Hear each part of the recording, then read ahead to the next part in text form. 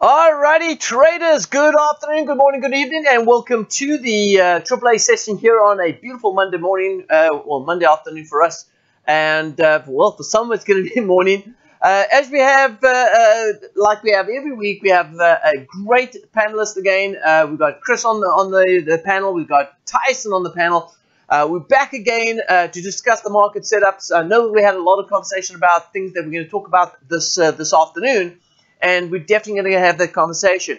Tyson's going to be talking about something that you need to go ahead and pay attention to regarding stocks. I'm going to go ahead and talk about something regarding the dollar index. And I know Chris has got some fantastic stuff that he's going to go ahead and share with you this afternoon as well. Well, without further ado, traders, we're going to go ahead and get started. And I want to go ahead and let everyone know that the chat is available for everyone to go ahead and post their questions. I will be addressing the questions as they come through.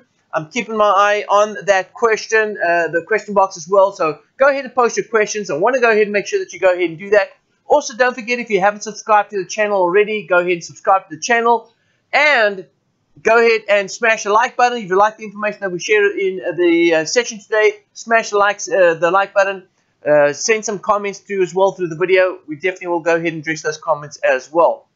Without further ado, let's go ahead and introduce to you the panel. But before I do, I've got to go ahead and get some of the legal stuff out of the way. So we'll be back right after this.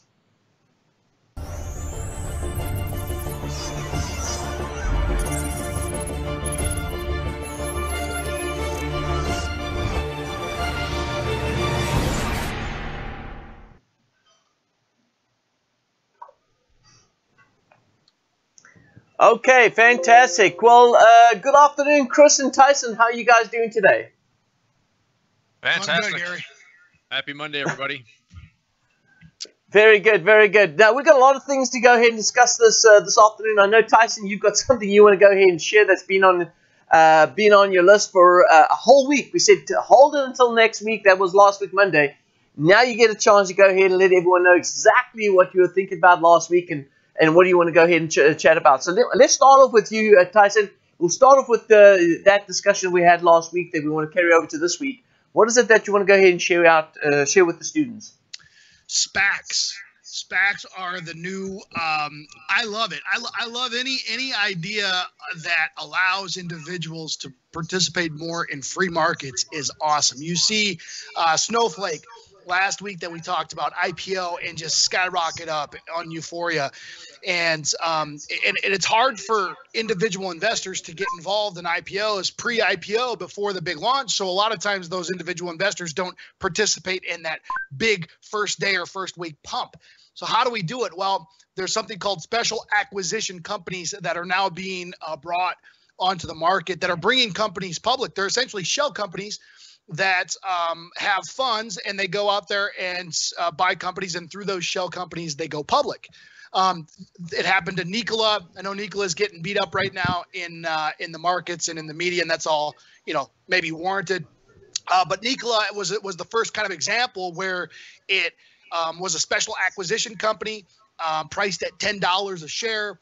It kind of has a floor of $10 a share because that's really what the cash position for the investment company is about $10 a share.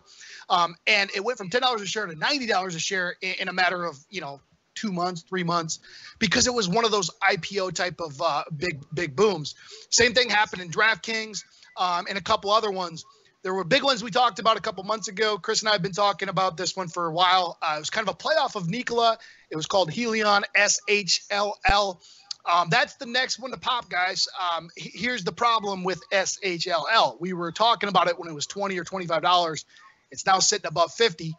Its relative performance in the stock market has been awesome in comparison to, you look at it today and you got it, sitting up 2% with the market down 2 or 3%. So its relative performance has been really, really good. Problem is, again, it's sitting at $51 a share. So a lot of that pop has already happened. So what I want to do is I'm going to start each week in these sessions. I want to try to bring you guys the next ones that are poised for the pop, right? Because this allows individuals to kind of get involved in that IPO process in kind of a covert way or a roundabout way. And the one that I've been talking about for the last few weeks that has been playing out really, really well is SPAQ. SPAQ is a special acquisition company. That's cool. Couple really cool things about it is it's got a very big cash position. It's got a deal in place with a company called Fisker. For anybody who is a car fan, Fisker is not new to the business. Henry Fisker has developed and designed cars for Aston Martin, Audi, Jaguar, and now he's bringing his own electric car to the world. And he's got amazing prototypes built. And this is going to be an IPO, essentially. It's going to be Fisker stock. It's trading at $16.50 right now. SPAQ is. Now, if it moves in the same type of movement that these Helions and Nikolas and DraftKings and these other stocks have, when it gets 2, 3, 4 weeks away from that merger date, which the rumor is the merger date's going to be in October, late October, then it really starts to accelerate higher. And they go from this, $10, $15, $20, and that's when they really start to get to that $30, $40, $50 level, just like SHLL has, because its merger date is the end of this month. So I am looking for SPAQ to potentially have a rally from right now through until about mid-November, maybe even sooner, to potentially $50 a share. And you think about this, it's trading at $16 right now, to go from $16 to $50. And it has the potential, if we look at historically what has happened in these, if it does that, that's an amazing move. But that's not my only one. There are others that I'm looking at out there also. But I just shared, Chris and Gary, I just shared a chart on Smart Trader to everybody in options, in a way to play options with SPAQ. And it's essentially a trade that has about a 95% probability of profit because the stock is trading at $16.40 right now. I don't lose money until or unless the stock goes down to $10.50. Here's the beautiful thing, though, guys. There is a guaranteed cash position, cash worth of the stock of $10.30. So that means if the deal falls apart with Fisker, and let's say they're like, oh, everything fell apart, we're no longer moving forward, and they dissolve the fund share value is worth $10.30. So my risk is like 20 cents. My reward on this trade between $15 and $20 is $4.50. And if it's above $22.50, which it very well could be easily by November, if it's above $22.50, then I make $2. So anywhere from $15 to $1 million, I make a minimum of $2. My sweet spot is between $15 and $20, and I make $4.50. And the only way I lose money is if the stock falls almost 50% from its current levels. And I believe my overall risk is like 20 cents when it's all said and done in the liquidating value. It is honestly probably the most no-brainer trade in the entire market, at any market that I can find. The only downside to this trade is you limit your upside. My maximum upside on a trade like this is $4.50, which is an amazing return. We're talking about a 40% return in 2 months. That's amazing. But man, this is a stock, guys, that I believe could go from 16 to 50. So how do I participate in that massive upside? So I love that trade, but I also like just blindly buying November $10 calls. You can buy them for $7.90. Put a target of $40 in, you potentially have a trade that could pay off, 5, 6, 7 to 1. So I love that trade also. So long story short, SPAQ, you got a conservative way to play it that I believe is like a 95% probability trade with a very, very minimal risk with a decent, pretty high reward. As 40% in 2 months is really high reward, low risk. And then you have another way that I've noted on there where you could try to get that kind of more of a grand slam type of trade by buying the calls. That's SPAQ. Next week, what I'll do is I have 2 other ones that are positioned for late November, December merger dates, and I'll talk about those 2, but I'm going to save those for next week. All right. Well, good. Keeping us hanging every week, Tyson. Yeah, just pump it out, buddy. Just keep pumping them out. Right? There you go. But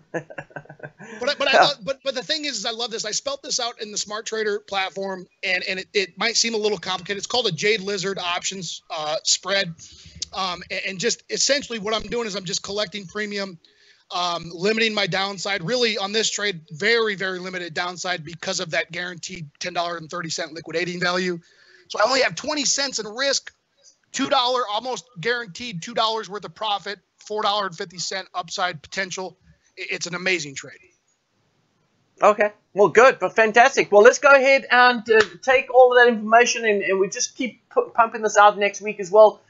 And Tyson, what I'd like you to do is come and go ahead and give them another review and maybe an update next week on how this all played out. So let's keep this going. That'll be great. Thanks. Good. This is fantastic information. Actually, let's go ahead and. I would love to transition from this because it fits within the same category. And I want, if we could, I want to pass this over to Chris and have him talk about his VXX call that he was talking about a couple weeks ago. I know it didn't quite get down to your $21 level, Chris, but it got down near that $21 level that you were looking at that we were talking about a couple weeks ago, and now it's popping higher. I'd love to figure out kind of what you're thinking about in this level here. Yeah, so I actually added to my my ETF position. I just bought the VIXI and the VXX. The VIXI got down below $20, which is where I wanted. So that's good on the ETF side. I saw that, I was actually very surprised last week that the SPY and the Qs finished lower from the bracket that I was looking at. When I went into last week's my weekly outlook on Monday, we had that little sell-off 2 weeks ago in the stock market, and we just kind of sat there. We've had a lot of indecision since then. So I was like, well, if the bears are going to break it, then that's good for the VIXI, that's good for the VXX, that's good for the volatility index to see that higher movement. I'm actually looking at if I go to the options chain for the VIX right now, we have some. I think we're at like in the money calls around $21. Let me go to the VIXY because that was actually the instrument that I was looking at trading. The VIXY. I'm going to go to that one here. So options prices bar. Yeah, I'm going to the options chain. So we've got some in the money calls around right at $21. I mean, there's a ton of open interest at $21.50 and $22. I mean, Tyson, I like the in the money calls going towards you and I talked about the same level. Like I'm pro $30, $35 to get out of the trade.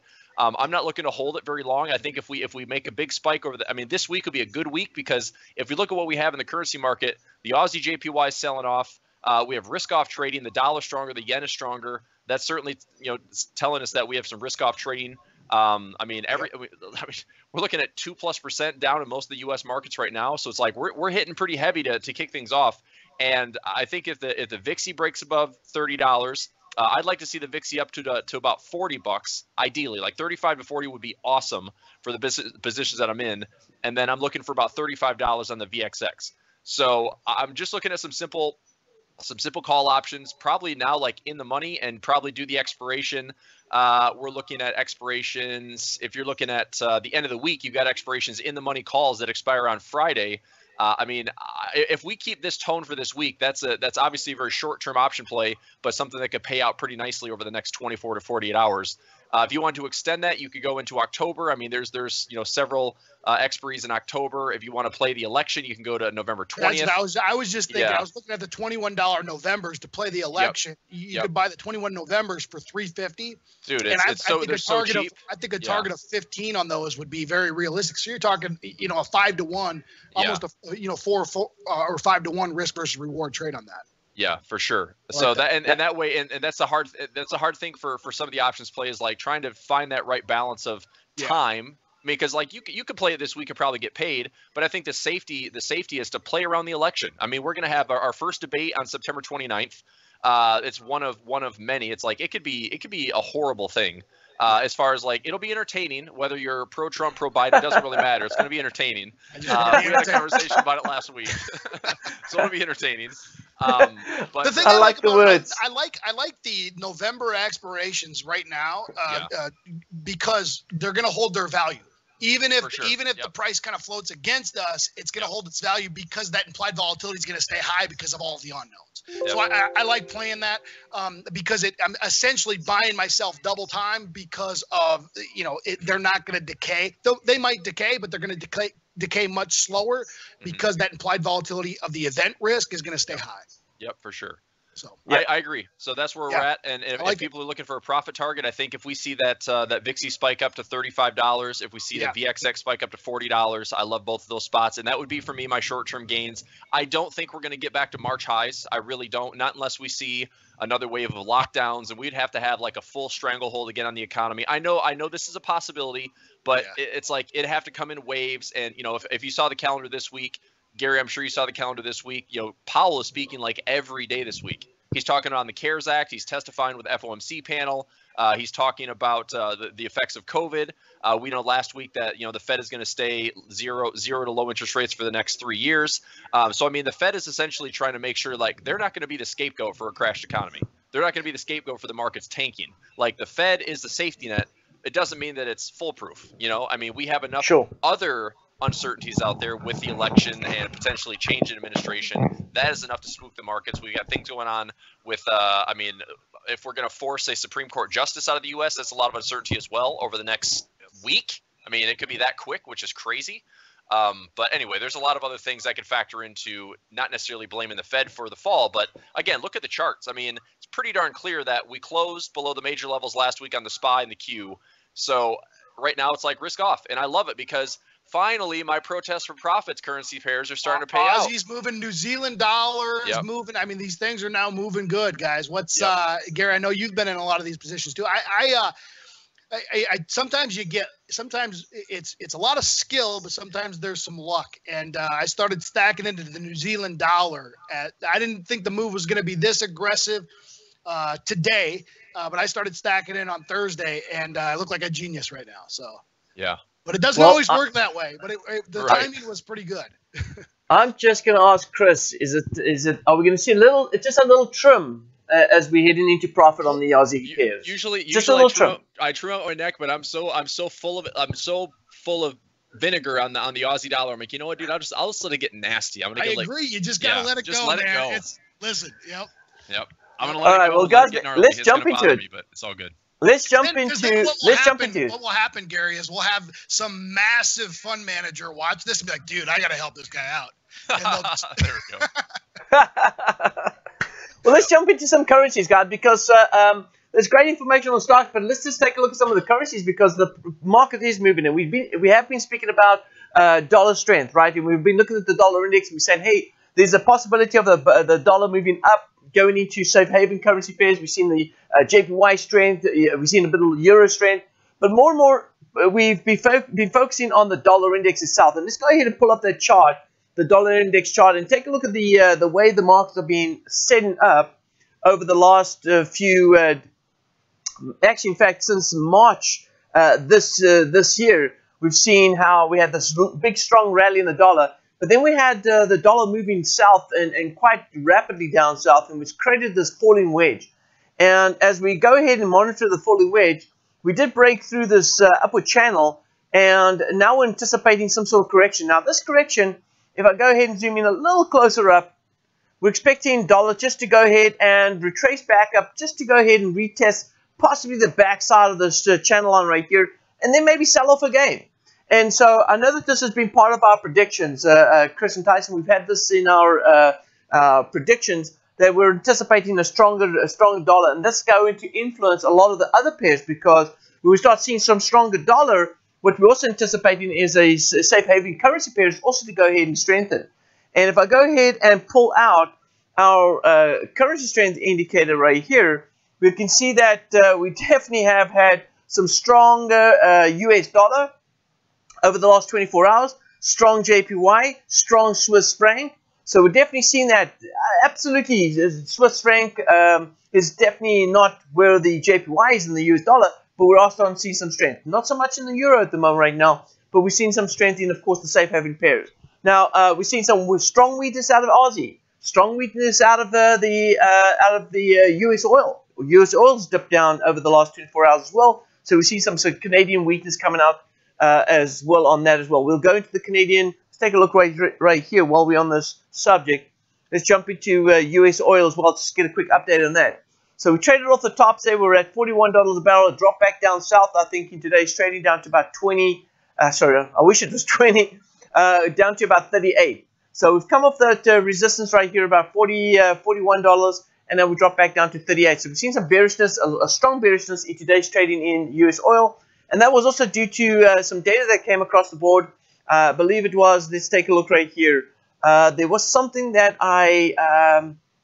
there was something that was on US oil. I don't know if you guys can recall, but there was the Saudis actually said that there's a possible big sell-off. They actually said there's warning that we may possibly see a sell-off on US oil, and that's created this little spiral in the move that we've seen now on the chart. Let's go ahead and take a look and see what else we have. Okay, so dollar index falling. A lot of traders have been looking at the one pair that I've been talking about week on, week off, and that is Euro JPY. We spoke about Euro JPY. I closed out, for those that don't know, closed out with about 5%, not about, a 5% return over this period right here. I actually made a decision finally to go ahead and close out right here just before price broke through. I actually got it down to 124, so I gave it a little bit of room to drop it below that level. But I decided, based on the return that I made, to go ahead and close out, take my profit, and now I'm waiting for the bounce back, and then I'm going to re-enter this again because 124.50 is going to be the hold, and we're going to see it drop back down to about 116 if this move continues.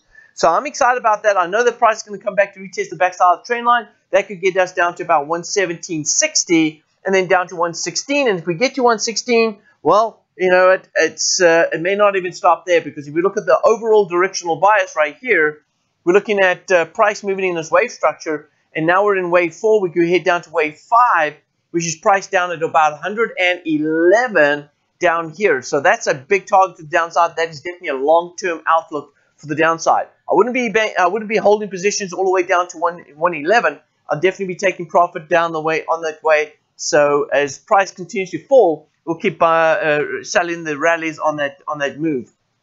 And I know Tyson and I know Chris. Quick question on this euro yen, and it actually implies to everything within the market. This is a really fun time for traders, because we're getting the moves that we've been looking for.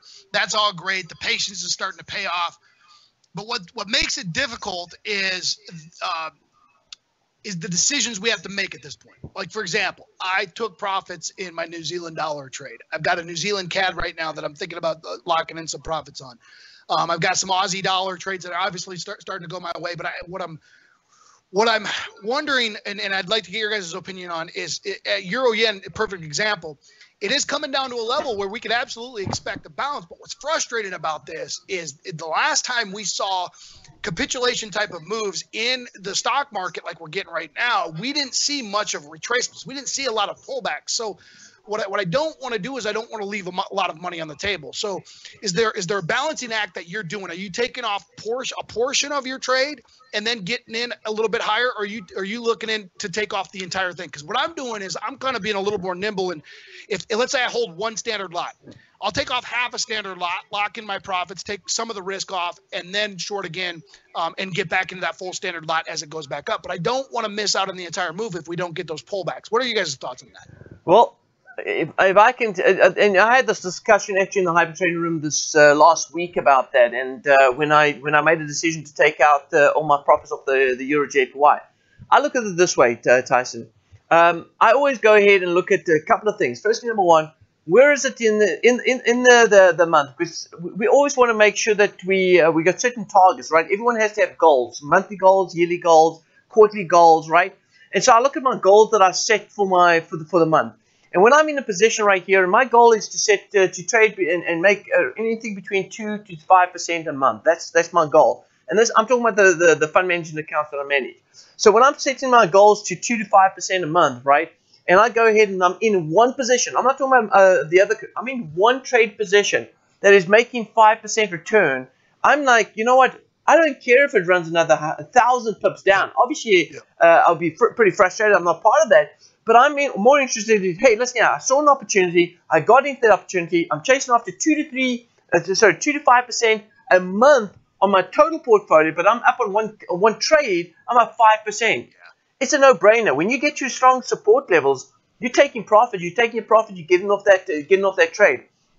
Because of this, if I go ahead and take out some of the position off the trade, let's say I take half my positions off, and the market does go back up and hit my stop loss, and I end up losing on that trade, I might end up losing 1 to 2% on that trade. I gain 2.5% on the trade. I'm coming out square where I could have gone in and closed out with 5% return on just that trade. and quit for the rest of the month and start looking for the opportunities that are setting up in good places. Now, what is a good place? Because, I mean, that's the question right there, right? What is a good place to re-enter? So if I look at this trade there, specifically on the Euro JPY, if I go to that chart and I look at this right here, and I know that there's some traders that may be saying, hey, man, I should have stuck in this trade a little bit longer. But take a look at this. I got out at 124. 124. I actually told traders to get back in again as price goes up to what 124.20. Let me show you the lower time frame. Here it is here. So this is it here. We said that when price broke out, we took our profit here at 124. I got out at 124, and I went out a little bit lower. You can see the target here was about, let me see if I pull up this. It was 124.19. So 124.19 was the actual target where we anticipated price to go ahead and stall. I gave it a little bit of room. It dropped down to 123.88, came back up. I decided at this point, this is where I decided last week Wednesday, I'm cashing out, I'm taking my profit. Price dropped back down south. When it dropped back down south, I said, traders, the only time I would want to get back in again is if price comes back up to retest that 1.618 of the previous swing, which is right there at 120. We said we're going to get in back on this trade at that level. It got back to that level, and it went south, and guess where it went down to? It went down close to our target, which is the 127, which is completing a fifth wave move right here. So that is the ultimate move in this in the short-term move. Also, if you take a look at the larger time frame right here, this is the daily right here, we also hit this big large AB boundary right here. There it is, AB, and the market moved down to the 127. So now what we're doing is we're saying, I'm going to stay out of this market, and I'm going to now wait, because the lower time frame confirms that price has completed a five-wave structure, and I'm going to wait for price to come back to retest the backside right here. There is my next opportunity. It's the wave one of the daily time frame. It is a fourth wave break of the previous inside swing. If that's too complicated for you, just know that we're anticipating a deeper correction move, all right? And this is where the market's going to move. Now, when it comes back here, that is now my next move to say, now I'm going to start reinvesting back in this pair. And if that means I only start this in the beginning of October, fantastic, because I don't want to close this trade out. I don't want to lose on any more trades from now until the end of the month, because I want to try and protect what I've got currently right now. I've got a good return for the month. I'm not really at this point that I want to go and throw money at the market on high risk levels. I want to look for levels that I really am going to be committed to. And so at this point, I'll go ahead and start committing myself to 124.50. And it doesn't necessarily have to be at that level. It can be close to this. So I'll go ahead and add in here, and I'll start positioning myself right here, add in positions, and I'll watch it. If it goes above here, then I'll add positions above here to look for a retest, get the heck out of Dodge if price is going to continue to move back up again. But right here below 124, 124.50 is where I see now another next level re-entry in. Because if you actually look at the smaller time frame, we're done on Euro JPY sell-offs until it goes ahead and starts taking out the previous high of the fourth wave. This is the fourth wave that I spoke about right here. It's at 121, right, at 124.20, yeah. So between 124.20 and 124.50, that's the sweet spot right here for price to go ahead and turn around and head back down south, because it's done both things. It's gone ahead and showed us the larger time frame that 124.50 is solid, and also on the lower time frame, this one, it tells us the fourth wave is here at 124.20. So that's why this becomes my sweet spot right here to start reinvesting in the Euro JPY. Now, before you say, what about the larger time frame? What happens if the larger time frame shows me a big upside move, a bullish move? Then I'll wait for things to settle down and confirm something bearish. If it's an indecision candle on the daily, that'll give me that reconfirmation right here to go ahead and resell right here. So I will definitely keep my eye on the larger time frame, making sure that the larger time frame is confirming that if I'm looking at this level at 124.50, between 124.20, 124.50, if I look at that level and say that's a solid level to go ahead and reinvest back in, then I'll wait for the market to get there. If it's a strong bullish move on the daily, I'll wait for the daily to settle down, to show some indecision, and maybe if it shows a big bearish candle to the downside, then it's time to say, now I've got the confirmation I need. Let's go ahead and start investing in this trade. Now, I might throw The something thing I in as hear price on all gets of this, Gary, is discipline, discipline, discipline, discipline. You had a plan. You locked in your profits. You're okay with giving some of your upside up because you're going to follow what your rules are in a disciplined fashion, which is, you know what, that's always the winning formula. You know, Tyson, I had a few students throughout my trading room as well as through my YouTube channel posting and asking questions about, do I have to trade? Because I do focus on 28 currency pairs in the trading room, and I'm sure you guys do the same thing. But the thing is, even though we focus on 28 currency pairs, we're not going to trade 28 currency pairs. Now, I have a certain account that I go ahead and deploy, trade all 28 currency pairs as these setups are setting up. But I'm not going to do that in my own live trading account. We just go ahead and post it so traders can see. These are the setups. This is the way you trade it. But I'm not going to trade all 28. So I'm going to cherry pick which ones I want to go ahead and pay attention to. And it may be things like this where I'm looking for those sweet spots in certain currency pairs. And when I really feel like, okay, that's at a good level, now I can start committing myself to that trade. Adding a little bit there, adding a little bit there, but always have a point where I know that, hey, I can only invest so much into that currency pair because I always want to continue to have buying power. And the buying power, I think, Chris, you mentioned it in one of our meetings last week about the pairs that you've been stuck in, and you're like, man, I want to get these things paid out. But this is the thing. When you get stuck into these certain pairs, you must have enough buying power to be able to invest in other currency pairs, make money on those short term that are moving, and the ones that you are stuck on, just allow it to do what it needs to do, as long as it's sticking to the game plan and your technical analysis that you initially are following. If it's still in line, hold on to those positions. Make some money on some other currency pairs, but you have to have buying power to do that. So you can't invest 20% of your capital into one pair because you're never going to have buying power to be able to invest in others and still hold on to that position. You know what I'm saying? Does it make sense? Yep, and that's why today was a nice little short-term payout because CAD yen paid out, Swiss yen paid out, dollar crones paid out. Those have been great trades we talked about in my trading room. So that's the importance of trade size, equity management. I mean, I'm looking at about between my protest pairs, my Aussie dollar, Aussie CAD, Euro Swiss, dollar Swiss, it's probably about 3% exposure on all those pairs. So, I mean, I'm nursing those and knowing that that 3% of like exposure and risk will probably end up paying me close to like 8% profit, maybe 10% profit if I can step on a little bit. Meanwhile, we have great trades running. I'm short euro dollar. We shorted Aussie yen, CAD yen, Swiss yen, and dollar krone we've been long, which and essentially dollar krone, dollar CAD have been very similar. Like, we're seeing some movement on oil and volatility. There's clearly some risk off trading coming into the markets today. So the dollar krone, I mean, I was up this morning. I had a really weird night. I fell asleep yesterday watching golf, tried to watch basketball, fell asleep, woke up at 2 o'clock, couldn't go back to bed. So I was just up, like looking at charts, doing just some trading a little bit, watching, just catching up on what I missed on TV Sunday night. But the krone just like literally in an hour chart just shot up like 6 hours in a row, just straight bullish. Like, well, I've been waiting for that move for over a couple weeks, and I'm just going to ride it out. So took some short-term profit on that. I'm getting back in with my robots. I'm still, the good thing is on some of these trades, we have a destination. That's my favorite part is we have room for these trades to run. So allow it to pull back, allow you to get another entry. But again, I like taking profits along the way. I liked, having a robot that can pick up trades for me, and then I can set some manual trades as well. Case in point, I'm short Aussie yen. I put in some extra sell trades. Some were sell stops for bear flags, and some were sell limits because if we get pullbacks, I want to sell higher.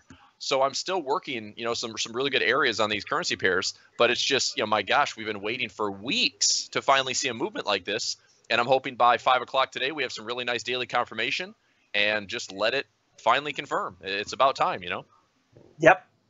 And going to the Aussie JP1 that Chris is talking about right here so that everyone can see visually what's going on here. We've seen this big upside wedge being forming, so we've got a nice descending wedge here. Sorry, not descending wedge, rising wedge. And what's happened right here, we've just recently broken out of that, the bottom of the channel right here, which gives us a nice little indication that price is going to fall south. And it's if I go ahead and compress the charts as well, what makes this so exciting as well is the fact that we've had this upside channel forming right here, or at least let's call it the wave structure forming right here.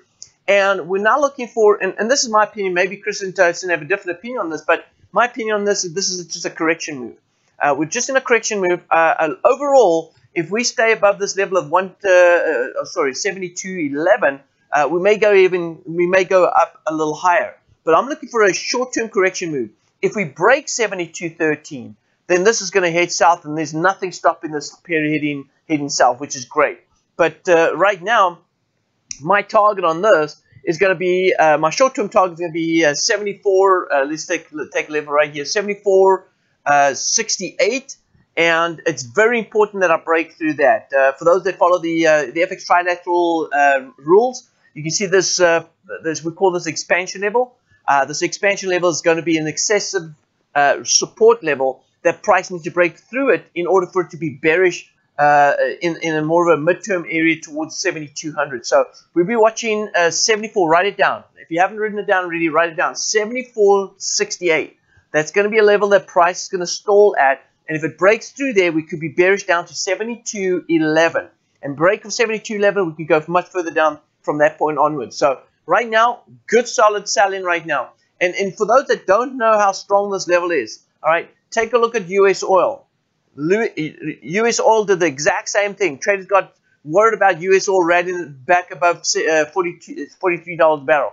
It came up to the expansion level, indecision, and it sold off there very quickly. So these are levels that you need to pay attention to because markets are going to react at those levels. So keep an eye on that. And then I think you mentioned, I think it's Tyson. I'm also in the Aussie US dollar. I'm selling Aussie US dollar right now. I know that there was traders looking for a daily close today. And what's going to happen is we've got this nice little bearish downward move right here. We came off the same sort of pattern. You see that rising wedge that we saw in the Aussie JPY? Same sort of setup right here. And we're seeing, not only are we seeing price moving in that direction, momentum's also in that direction and actually moving into a sell zone too. So we've got definitely a nice flow of directional bias on the Aussie US dollar. Selling on that. We got dollar index that's actually supporting this as well. So we've got a great trade here on the Aussie US dollar. And Tyson, what is your target on the Aussie US dollar? So looking at the Aussie US dollar, it's actually pretty easy for me. If you're not in this trade, I think there's two areas that you can absolutely look to get in at with confirmations. And then a target of my ultimate target's down towards this 65 level. 65.25 or so is right around, or 65.50 is right around a demand level that I'm looking at. It's a little bit lower than that upside 382 for that retracement. But the entry point's pretty simple. I don't necessarily love selling at this low, selling on this massive weakness right now if you're not in it. In fact, this might be a good time to, if you have some profits, maybe lock some profits in, but establish an opportunity to get back in if we don't get a retracement back higher and we continue to sell off. And here's how I'd do it. I would look to sell if price is able to rally back up into this kind of short-term supply level at about 72.80, which is what we formed today. That's an awesome sell opportunity back up into that area there. Plus, it's also going to be near that downtrend line that we're starting to establish from these prior daily peak highs. So 72.80 would be an awesome selling opportunity if we get back up there.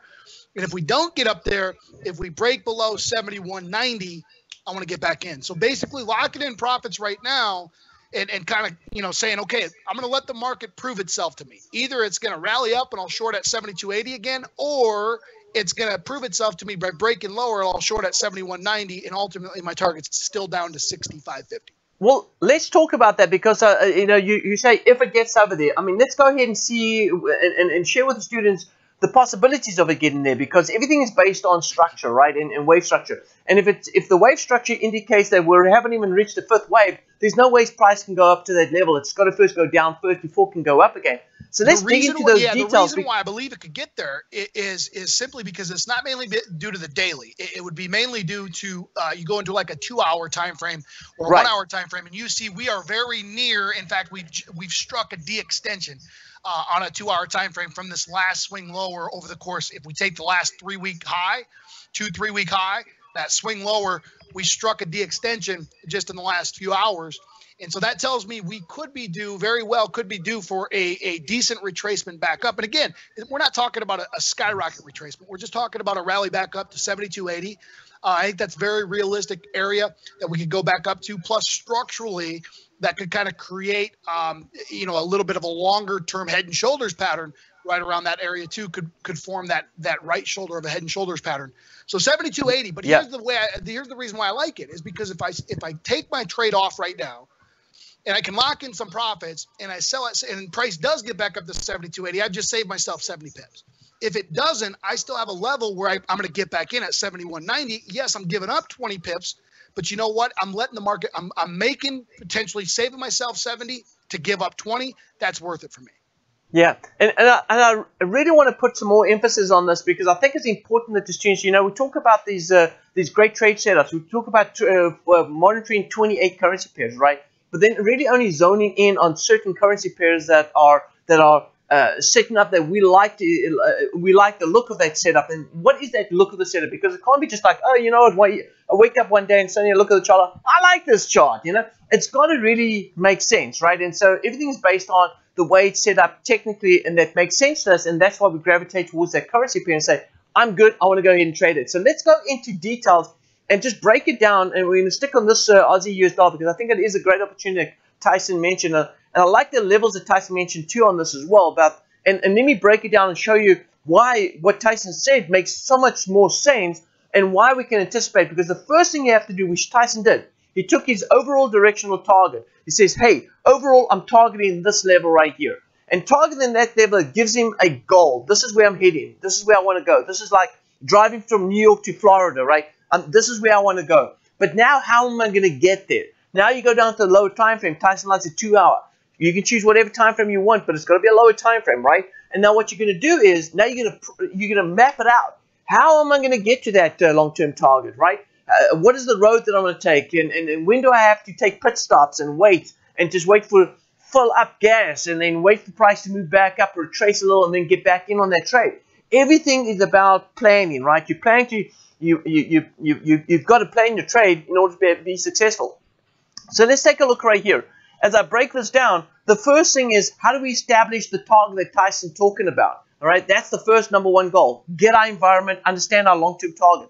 If you look over here, I've got wave 1, wave 2, wave 3, wave 4, and now we've completed wave 5. So we've got a 5-wave structure. So right here, we already anticipated that price is going to fall short. Now, anytime the market completes a 5th wave, it's going to chase after the 4th wave. This is the 4th wave right here. See, that's the 3rd. All right, this is the 5th up here. So price is going to come back to take out wave 4. So already we're anticipating that this is the turning point, and we know where our long-term target is going to be. It's going to be taking out this low right here at 68.19. Now I can go all the way back down to this level, which is going to be 66.60, where Tyson's also looking at price to move down a little bit, maybe 65 or so. So price, this could be your buy zone right here. Now that's your long-term target, right? This is where we're anticipating price to move to. It's important that you know that, and you have to have these goals set in order to be successful. Now, what Tyson's doing, he's saying, hey, I'm going to take this, and I'm going to break it down. I'm going to go down to my lower time frame. He's talking about re-entering, getting back into the trade. So let's go down to, and I'm going to pull up a 1 hour time frame right here, and pull this one up right here. Now, what we're going to do is we're going to break this down into, and I'm going to even take out all of this right here. I don't want to put too much data on this. So this is it right here. Here we've got our first swing going down. Now we spoke about this in the trader room, and you've probably seen this before. We've had price move a little lower than this low right here. It went slightly lower, but then what happened? Price then moved back up again. This is called an irregular flat. Look at these patterns. Irregular flat came up to the 618 bounce. Now, in the short term, coming off a 618 bounce, everyone knows price is going to move down to where? It's going to move down to the 127, right? Sorry, the 1618. So the 12618 is going to be a target down here. So we know that in the short term, we're going to look for price to move here. Now, let's go back to what Tyson said about getting back in on this trade. We've got to look at the latest move that's just happened right here. Notice that price gone ahead and created a swing from here, A, down to here, B. So we've got a nice little AB move. Did price hit the 1.618 over here? If it did, then we're going to expect some pullback. Then we're going to see a dip again. So these are the type of things that Tyson's looking at right here that's so important for traders to note, because if you don't know this, right, if you don't know that price is right here at this level, then you don't know we're going to expect a bounce. And if you're going to expect a bounce, where can we expect a bounce to?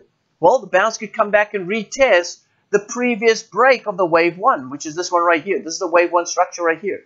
So we could go back. So now we look at this and say, okay, Now I've just taken everything that we've spoken about and I've broken it into things that we can actually understand. And so now we're looking for price to do something like this. It's going to go ahead and retrace back.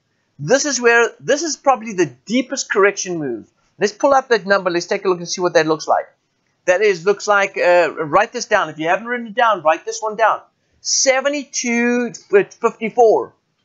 So I know that is when price starts working up back up to 72.54. Tyson, what was the number you called there?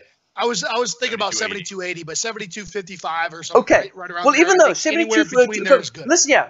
Price can spike up right here and create an indecision. So we're not saying that price is going to stop here. We're just saying it's going to move up to this level. So this is what I will be doing. As price gets close to this level right here, this is where I'm going to start adding in. I'm going to start feeding this wolf right here. Right? Feeding this one right here because I want to make sure that when price starts working his way back down south, I'm loaded on the bus right here and I'm ready to head for the next target. So I know that when price raises up, I don't want to try and pick the turning point. I don't want to say, I'm the greatest trader in the world and I can pick the turning points of the market. What I'm saying is I'm looking for a place where price is going to turn. And when it does, I'm going to start preparing my trade. So this could be a great trade for traders to get back in on the move, but you got to wait for that pullback. Because if you start adding over here, what's going to happen? You're going to get caught up in the bottom end of this trade, and you have to wait for the market to first go up here, sweat blood. And when you're down at this point right here, you're probably going to do some things like get out of trades and lose money on this trade because you're just nervous about the trade. But it's better to go ahead and get in at these levels, feed this or fill the bus up at this point right here. So when it does drop back down south, you're locked and loaded with a whole bunch of positions. Yep. So that could definitely be. And then to cap it off, so 100%, everything you just said, absolutely couldn't agree with more. That's exactly what I was looking at, the structure. However, because we're in such an aggressive move market where we're not getting necessarily the pullbacks that we want, I still want to participate if we continue to flush down. So how do I do that? I can put a low, draw an entry point, do a sell stop at that low price. If we break below that low, I'm going to look to get back in, but I'm going to give up that 20 pips on the downside to try to save myself 50, 60, 70 pips on the upside. Okay. So I'm going to add this. I'm going to play devil's advocate here. The reason why, and Tyson, this is me, you have your own strategy and it works for you and you're a great trader, but everyone has their own way of addressing the market that they want to trade. The only reason why I would not want to go ahead and invest anything below right here is because I know that this is a wave 1, this is wave 2, wave 3 right here, and I'm expecting prices stalled here at the wave, at the 127. So what, and a lot of times when they have this aggressive move, we can have price dropping here, but then it just comes back up here. So it's just going to pick you up and actually get you in a very bad entry point. And if it comes back up again, I would 100% agree. And you're most likely right. My only issue again is as I go back, Chris and I talked about this last week or 2 weeks ago. Pound New Zealand trade had a phenomenal entry point, had an exact target spelt out, was shorting at 2, looking for a price move down to 193. I got a little too cute with it. I ended up making 200, 250 pips, and I should have made 700 pips on the trade because we didn't get the pullbacks that we were looking at. Everything technically said that the pullback's going to happen, but it didn't because, and again, the only reason why is because the moves we're getting because of everything that's going on in the market and all the information that's flowing so fast, the moves are a little more pronounced. They can be a little bit bigger. So I agree that there's a good chance where I could get in and then it could fake me out. I could go back up, but I'll still have some dry powder to sell higher if that happens also. But the way that teacher that has for me is I'm at least going to participate in the move. And this is one of those trades that I want to make sure if I do manage it, I want to make sure that I'm still participating in the ultimate major move that I'm looking for.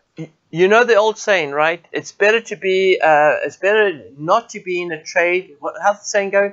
It's better not to be in a trade versus in a trade that you wish you weren't, something Correct. Like that. I always get it wrong too, but we get it. Yeah, it's better to not be in a trade that you wish you were than to be in a trade that you wish you weren't in a trade, right? So it's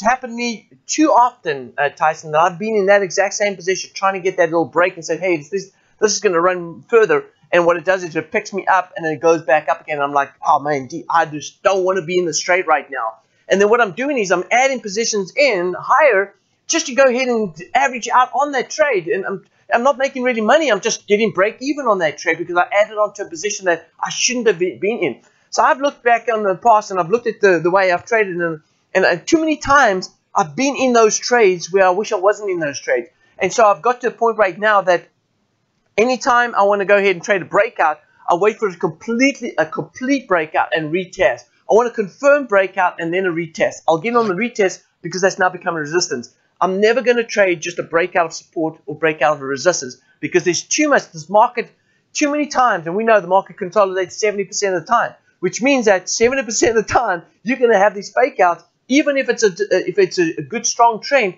there's going to be dip and rally back up again. And when it's a strong downward, the thing I like about what downward, you just said is that you are doing the golden rule of trading and investing, which is you are always selling high. Oh. If you trade in the way that you just said, and you're not going to trade those breakdowns, you're going to wait for the breakdown and then retest. You're always selling high. You're always buying back. You're always buying low, which I actually really like that. That's a great great little adage there. You know what it does? For me, you want to say something, Chris? I'm just going to say, guys, we spent the last 10 minutes talking about this tiny little trade on the Aussie dollar. And I will say this, for everybody that's listening and watching, what's our destination? Because who gives a shit right now if it's 75.50 or 7,600? It's like if we think it's going to 70, if we think it's going to 68.50, then let's trade it to those levels. And it can be a bear flag. It can be a pullback. It can be an automated deployment. I'm just saying we think it's going there, so find ways to participate, whether it's automation or pullbacks or your preference. The summary is we've been waiting for this confirmation for a while. The daily close today is really, really critical. I'd love to see a pullback. Believe me, I've got sell limits. But if it breaks below 71.90, I have sell stops stacked ready to go because I believe we're going to 70. I believe we're going to 68.50. That's where I decide I'm going to take some profit. Not right now. I love this conversation. So Chris is basically saying, guys, stop being so damn cute with your trade. No. I love this conversation. And the reason why I love this conversation, the reason why we make decisions on where we want to get into is because of equity management. Now think about it this way. You can get in on the break of that move, and price can go back up and rally back up and then go back down south again. But the question here is, where do you put your stop, or do you hold your stop outside the top, completely outside the wave, which means you're going to have a 250, 300 pip stop. Now, if you have that type of stop loss, then what's going to happen is to have good equity management in your trade, you have to trade with lower lot sizes. Now, if you want to get in and make good profit on good trades, then you have to go ahead and buy, just like I said, you have to go ahead and sell at high levels. Because if you don't, and you don't want to get stopped out and take losses on your way as the market's trying to figure its way out, then you have to have wider stops. And if you have wider stops, and my chart's just gone, if you have wider stops, then what's going to happen? You're going to have lower lot sizes. And if you have lower lot sizes, then the rate of return is going to be a lot less. So Tyson and Chris are both right in the analysis, right? Both correct in the assumption saying, hey, listen here, the overall target's going to go to this level. But now the question is, how much money do you want to make? You know, because if you want to go in with larger lot sizes and take quicker profits and more profits, then you have to go ahead and be more patient about the market and wait for these levels to get to and sell at those levels. I'm going to bottom line this and say my plan's the best because I don't want to lose. I don't want to miss the move, and I still want to make a lot of money. And regardless, we rally up, I get short. We fall, I get short. Bottom line. It's up to you, man. If you want to get into the trade, I'm just in the trade, and I'm just going to hold it down to 68, so I'm good. There we go. So what you want, Tyson, is you want a participation badge. I get you. All right, you. Everybody wins. All right, guys. Well, that is good conversation. Hey, listen, there's a lot of traders that actually in this conversation learned a lot from that, and I think it's important that you know whatever how you want to trade. Everything comes down to what is your expectation, what do you need, what is your goal to achieve out of the market. That has to be decided on. And then again, you know, make a decision on how you want to trade it. You know, if you want to trade the breaks, you can trade the retracements. That's purely up to you. It's all up to you.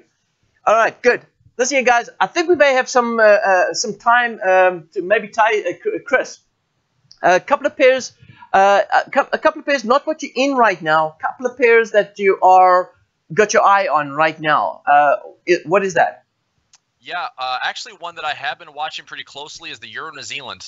We've talked about it pretty heavily in my trading room. I was hoping the Euro New Zealand would come down to around 72.50 or 7200 area, but I mean, honestly, guys, I think that we could have a setup for an inverse or bullish head and shoulders. And right now we just kind of have a bit of a double bottom on the daily chart. So I'm looking at double bottoms around current price. 74.50 would be the low. We've got a nice little morning star produced today with, today's close at 5 o'clock looks pretty solid. But I think that if that's in fact a right shoulder, granted, the technical way to trade a head and shoulder is to break the neckline. The neckline sits around 8,200, 8,250. But I think that I like that we're seeing some risk-off trading. I think that Euro New Zealand could be a beneficiary of that. And mainly, we'll probably just see like Aussie weakness and New Zealand weakness. So I think Euro New Zealand to the upside with low. I mean, I'm looking at a stop area. I mean, even right now on the daily chart, a stop area around 74.50 with profit levels at least back towards the neckline around 8,200. So that is not a too shabby, that's risk around 200 pips with an upside around 550. So it's a decent setup right now, and probably what I'll do is, maybe consider getting in small, testing the areas right now in today's candle, maybe looking for a pullback, trying to buy some dips. I want to assess kind of the right trader structure. Gary's got a great looking channel right there. Like if we just go to channel highs or go back to those equal lows, I think we have a really good chance to see that Euro New Zealand head back up towards those 8,200 highs. So I'm a lot of what I'm doing this year, and especially when it comes to my bigger trades, I think one of the dominant trends and themes has been risk on versus risk off. And so if we're going to get risk off trading, it's going to be quick, it's going to be irrational, we're going to have lots of flags, and Euro New Zealand could be one where just like we did back in late July, we had a breakout at like 74.50 and it ran all the way to 82, and it was like pretty much all daily candles that were bullish. So I mean, I like the structure. I think it's a good trade that I'll be looking at this week in my trading room, besides the ones that I'm in. And Gary says, not one you're already in, but it's funny because I'm probably in like 10 different pairs right now. So there's not a lot that I'm not in, but that's one that I happen to really like. So I like this trade a lot.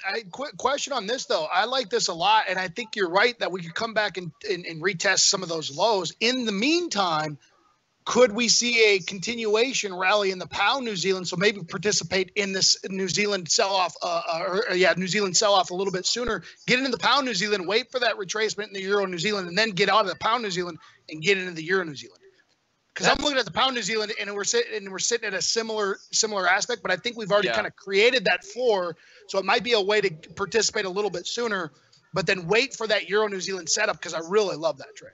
Yeah, I think the Euro New Zealand, like I said, technically I like the Euro New Zealand setup better, but you're right, where that pound is sitting right now, it's probably a better lower entry to start looking to participate. So maybe on the short term, buy that, and then wait for the Euro New Zealand to buy maybe into next week. Yep, and then, one thing that you always do, Tyson, is when you bring up, okay, Euro New Zealand, pound New Zealand, and then ultimately kind of compare the Euro pound. Yep.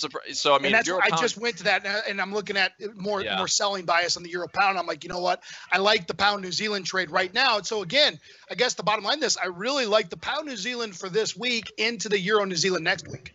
Yeah, I think they're both good crosses. They really are. Yeah. So let me throw in. What about Brexit? What is your views regarding? Hey, Brexit is around the corner. We know that on the 15th of October, decision needs to be made. A deal needs to be put on the table, and if they don't, they may walk away at the end of the year with a no deal. So my opinion is, like I said last week, I think it's the pattern has been, other than the actual Brexit event itself, has been you beat the pound up into whatever rumors and into whatever news, and then it slowly rallies and potentially catches a bid into the actual event. And so I think this is going to be the same thing, where the pound has been beat up, and now it's starting to catch up, where the market's kind of waking up and realizing maybe we've beat it up a little too much. Maybe we've priced in too much of the potential risk, and it's rallying up. I don't necessarily think there's too much risk to hold it through the actual event. But I think between now and what did you say? Was it October 15th? Yeah, between now and October 15th. So I think this is a 1 to 2 week play, Gary, for a bounce off of these bottoms. But again, I think the way that Chris just laid it out I like being long the pound New Zealand right now for the next week into long the Euro New Zealand next week. I think that's the best way to do it. And one thing on the pound crosses too, we took a really long look at this last week, And I think that the pound pairs, to just kind of prepare traders for some unexpected volatility, some maybe uncontrollable days where we don't know what's going to happen. And truthfully, October 15th could come around and they could very much kick the can down the road until the end of the year. And so it's all this anticipation, all this build up to like, oh, it's another 3 months and then we'll revisit it December 15th. So it's still not a guarantee. But I mean, obviously the last couple of weeks, we've seen some very aggressive volatility on the pound crosses. I will say that one thing is pretty nice to trade, and it's an oldie but a goodie, but it's the old London session breakout around those pound crosses. If you don't like to have that, big position exposure, looking for some intraday volatility on pound pairs, it's really solid just to watch that 1 hour structure, trade that London breakout, go after, 25 to 50 pips, get some on the pound pairs, and also you're not holding positions, tying up your margin. And if we have some decent days and you get the pound pairs to give you 150 to 200 pip daily trading ranges, it's allowing traders to see some short-term opportunities, get some pretty decent flow and momentum during that active zone, and not have any exposure going into Brexit, right? Not have any, kind of crazy stuff that would happen to all of a sudden give us a fake out or have a complete reversal. So I think I'd like to just go back to really simple breakout stuff, daily trading. If we have good structure, good volatility, the pound pairs and to me are like some of my favorite ones to trade intraday. Yep. Yeah. Now, if I look at the way the pound's setting up right here, I like the pound New Zealand dollar. Now we've got the New Zealand rate decision coming out this week as well, and I believe it's on Tuesday evening at 10 o'clock. We've got the official cash rate and then the statement, RBNZ statement coming out as well. Obviously, we know they're not going to change the rate. The rate will stay unchanged at 0.25%. But we know that it's really coming down to the verbiage, right, in the statement. What is going to be said in there? Are they going to be having the same sort of discussions and policies around what we saw in the euro? This is going to take place on Tuesday. Now, I guess a question right here is we've got Bank of England Governor Bailey speaks as well on that Tuesday morning, early morning. So if early morning pound news, then we've got late evening New Zealand news. Are you going to still have some skin in the game and be a participator in that pound New Zealand dollar during the Tuesday news? I'm typically always a participant regardless of what news comes out. Even in the pound pairs, I guess, I said that I probably wouldn't hold it through the actual event. I will. I'll lighten my positions. And the reasons why, just for me, I hold positions over the weekend and in events and all that kind of stuff is because if I've done my homework up front, I went back and I analyzed this and I realized that if I've done my homework up front, I've positioned myself in the correct technical direction with a little bit of fundamental aspects to it also. If we get those massive moves, if I'm not over leveraged, I'm right slightly more than I'm wrong. Price gaps for me more than it gaps against me. Not a lot. It's not profitable, nor is it going to cost me money net. But we always have a tendency to remember the worst ones. Oh man, I stayed in it, gapped 55 pips against me. Well, we never remember the good ones. And again, I reanalyzed this and I realized that again, if I'm doing my homework up front, I'm not over leveraging. I need to be participating during those times that the market's likely going to move. So I always stay in positions on weekends and during events. Yeah. Okay. All right. And Chris, where would be well, Tyson, you called it on the pound New Zealand dollar. Where would be your level on the pound New Zealand dollar where you say, hey, that's where I'm going to draw the line and say, if I'm going to buy in on this pair and get a bit of skin in the game, where am I going to cut it off and say that's it, I'm done? Is it a pattern? Is it a break of a level? What is it that makes you decide that's it, I'm done with this pair? So I'm already in the trade right now in a smaller position. I've got a level that's interesting that I talked about in my trading room that I'll buy. So I'm in right around this level here. I'll get in again right around 89.50. If we get down there. I don't know if we're going to get down there. I've got to stop around 88. So I'm giving this quite a bit of room to play. And my minimum target is going to be up towards 95. But I actually think we're going to get back up to and I think this could happen within the next week or so. I think 95, 96 is in the cards. So essentially, I like the level right here. I'll buy again at around 89, 89.50, stop of 88, and target around 95 to 96. Okay. All right, cool. All right, good stuff. Guys, I think we had some great conversation and some intense conversation that is important because I think we've got different views about trading and Chris is like, man, I'm just going to get in with everything that moves. No, I'm just kidding, Chris. Chris wants to he's like, I'm going to be a participant. I just want in. I don't care. I'm on 10 pairs already. Are you kidding me? I'm a participant. No, but Chris will come to this session. He'll be like, "Hey guys, the Aussie dollar will go down to our exact target. It'll go down to 65. Like, hey, you guys make money last week?" I'm like, "No, because I was waiting for that higher price." Yep. Hey, let me say this, Gary. You mind if I plug something really quickly? I'm actually going to be speaking this week, Friday, Saturday, Sunday at the Trader Summit. Can I include a link in this channel? So Why not? It's a free event. We've already got a lot of traders in the room that are registered for it, but I'm going to post a link in this. I'm speaking Friday. Actually, it's a power lunch for me, 12:45 p.m.